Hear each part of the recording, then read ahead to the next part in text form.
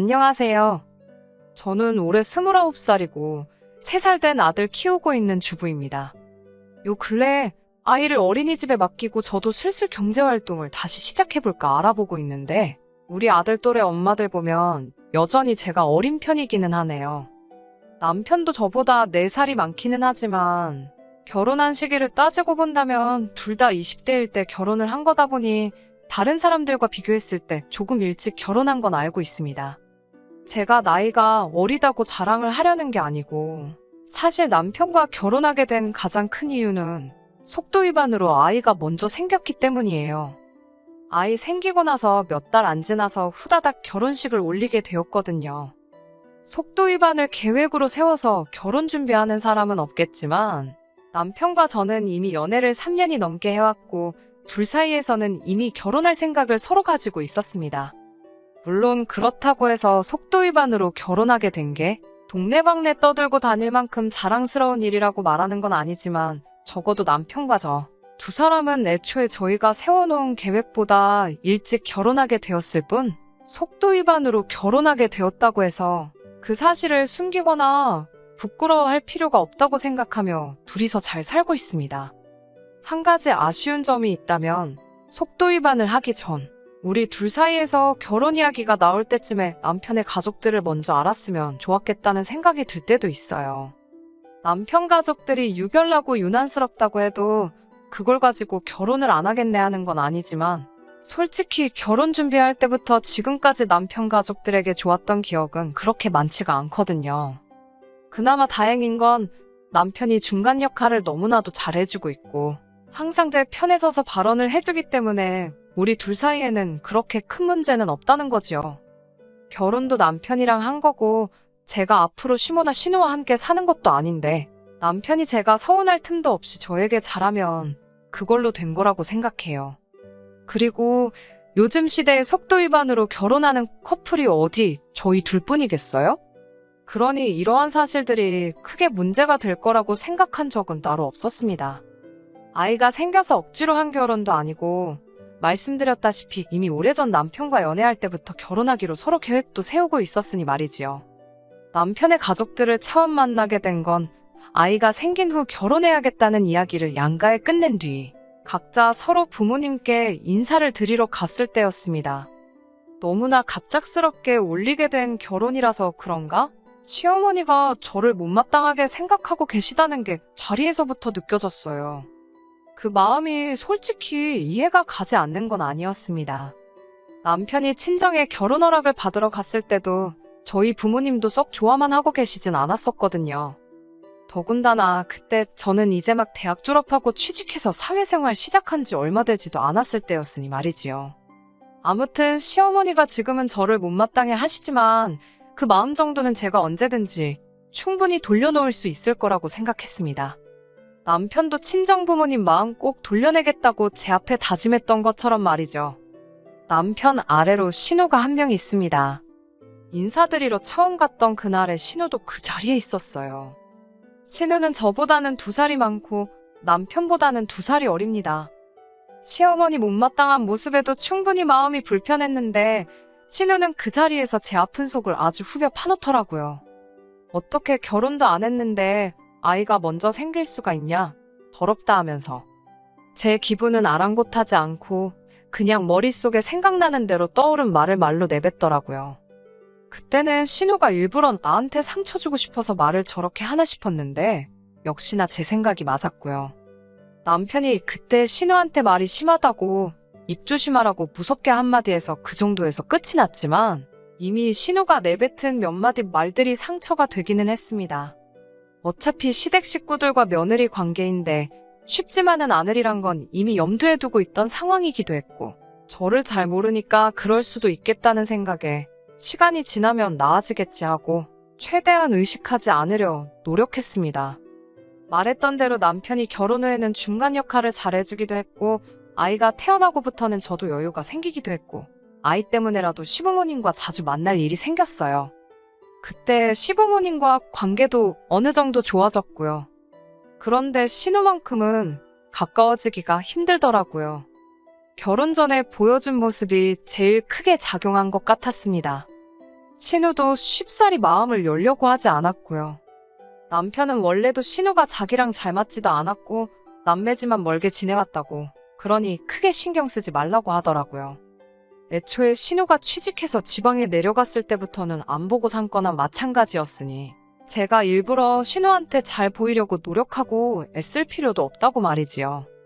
신우는 지방에 있는 대학교를 나왔고 취직도 그쪽에 하게 되면서 살고 있는 지역이 다릅니다. 사실상 명절 때 아니면 신우를 볼 일이 전혀 없기도 했어요.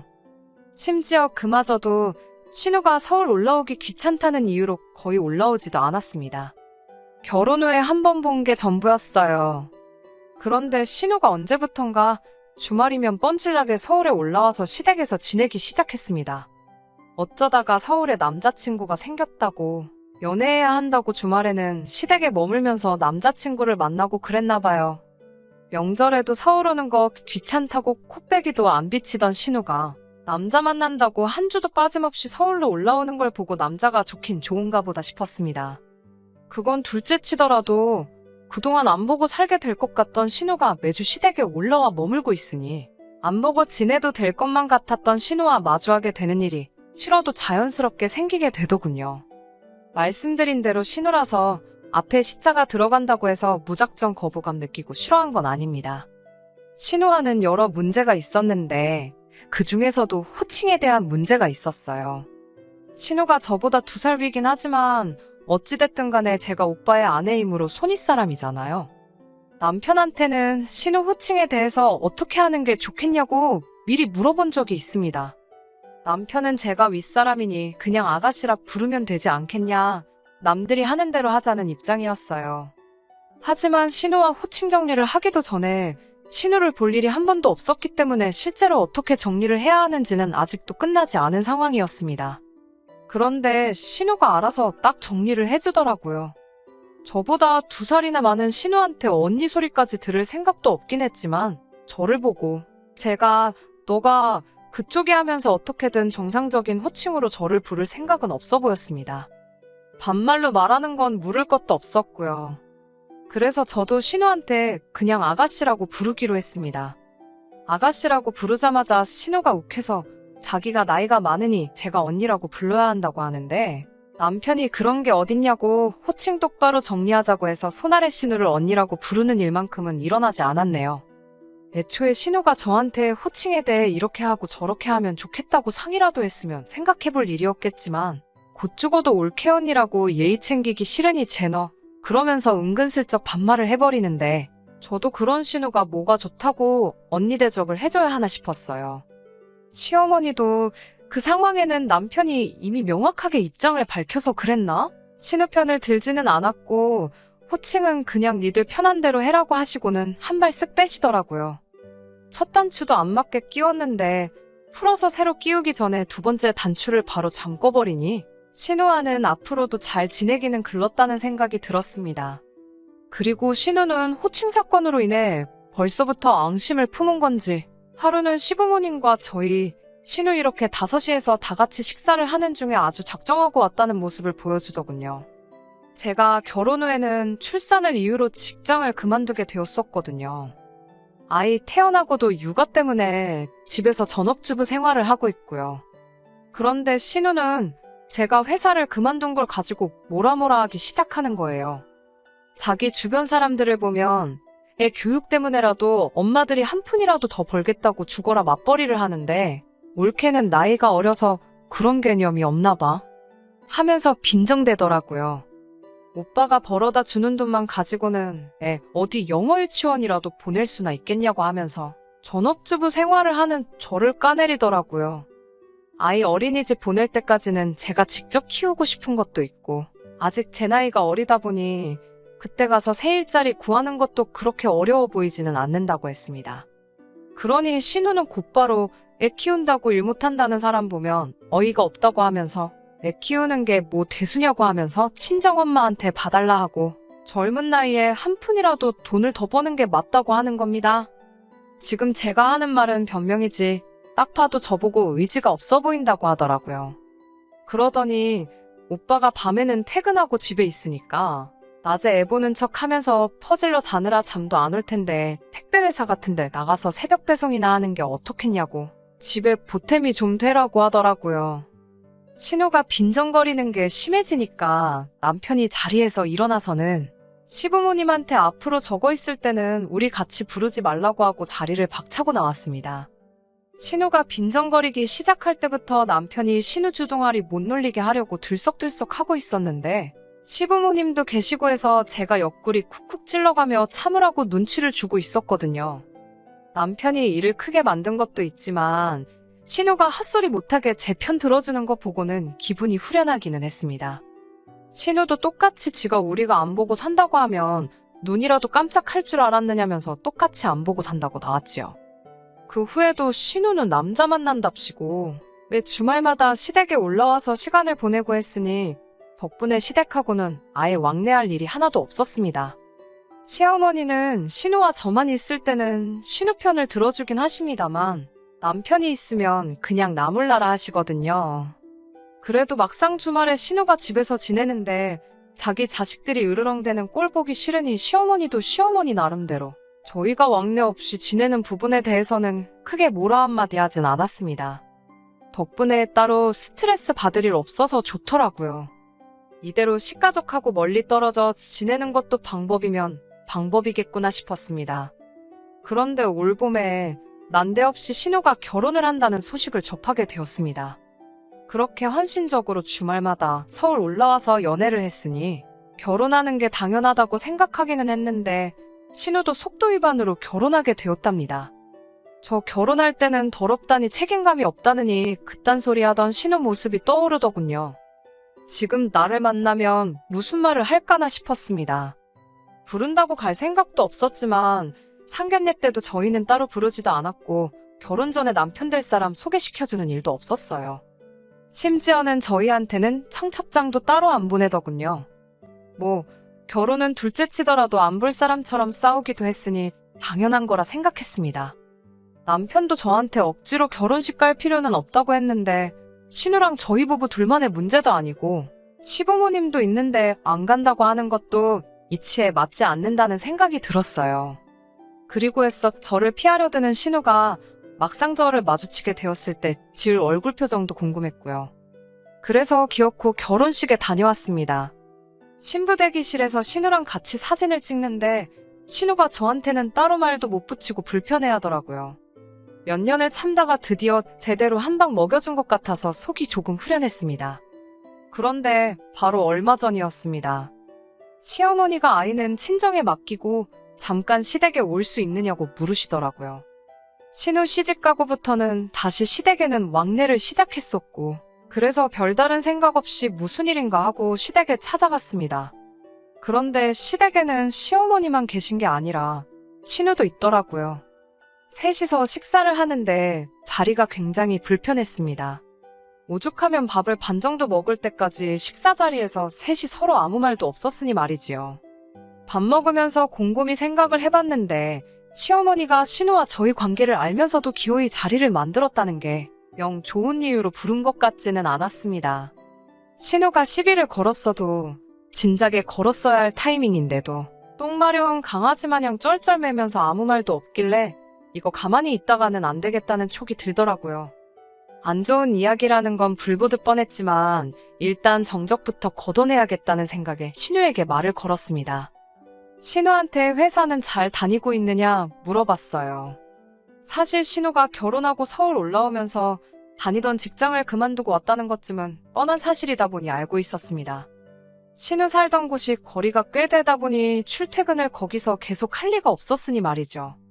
신우가 과거에 저한테 새벽 택배라도 다니라는 말 듣고 신우한테 시비를 걸려고 꺼낸 말이었습니다. 그런데 시어머니가 기가 막히게 제 말을 낚아채더니 안 그래도 그것 때문에 이 자리를 만든 거라고 말을 하더라고요. 그러더니 대뜸 시어머니가 신우 애가 태어나면 너가 키우겠느냐 물어보는 겁니다.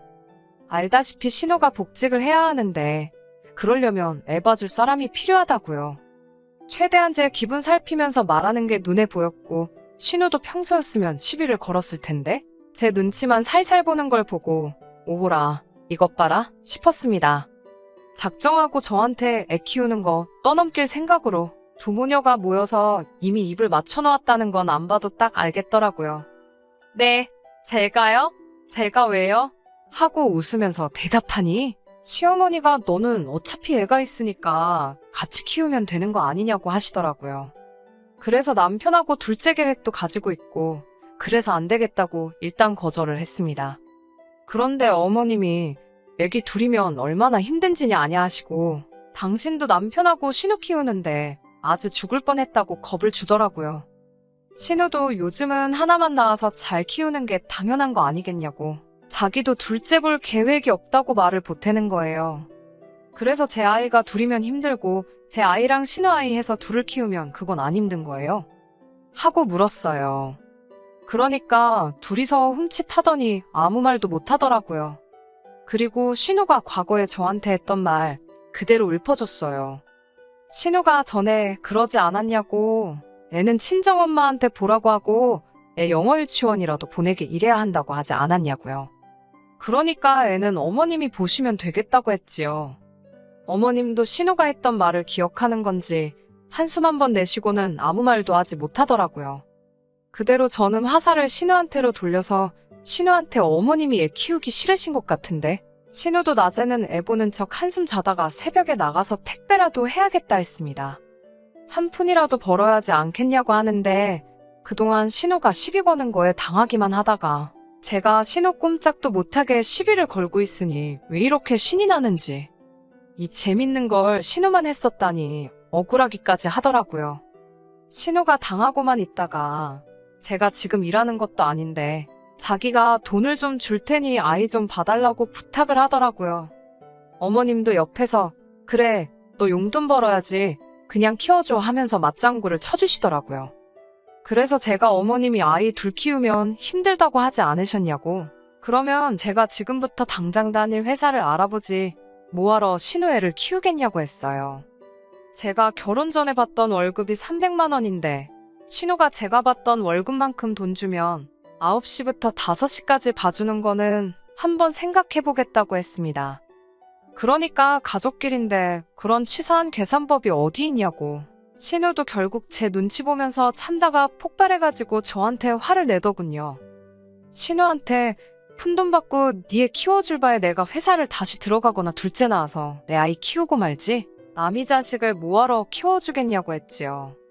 그리고 내가 한 말 다시 한번 되새겨보라고 그 말들이 맨 처음 누구 입에서 나왔는지 하고 어머님한테는 죄송하지만 앞으로 이런 일로 자리 만드실 거면 남편도 같이 있는 자리 아니면 불편하니까 부르지 말아달라고 말하고 집으로 돌아왔습니다. 집에 돌아와서 퇴근한 남편한테 이 이야기를 하니 남편이 그런 일이 있었느냐며 치를 떨더군요. 그 길로 시어머니한테 전화해서는 어머니가 조카 키워주기로 했다면서요 하고 묻더니 여태 그동안 솔직히 부담스러워서 말을 못했었다며 저희가 앞으로 둘째 계획이 있는데 애들 교육 생각해보면 아무래도 학구열 있는 지역으로 이사를 가야겠어서 한동안 돈 모으는데 집중을 하고 싶다고 하더군요. 그러더니 저도 앞으로 복직해서 일을 시작할 것인데 또 너무 늦어서 둘째 가질 생각은 없으니까 신우애 키워주다가 우리 둘째 태어나면 둘째도 어머님이 봐주시면 좋겠다고 하더라고요. 어차피 어머님이 신우애를 봐주시는데 한 명 더 보는 건 일도 아니지 않겠냐고 하면서 말이죠. 어머님이 기겁을 하면서 애를 둘을 동시에 어떻게 보냐고 대답을 하시더라고요.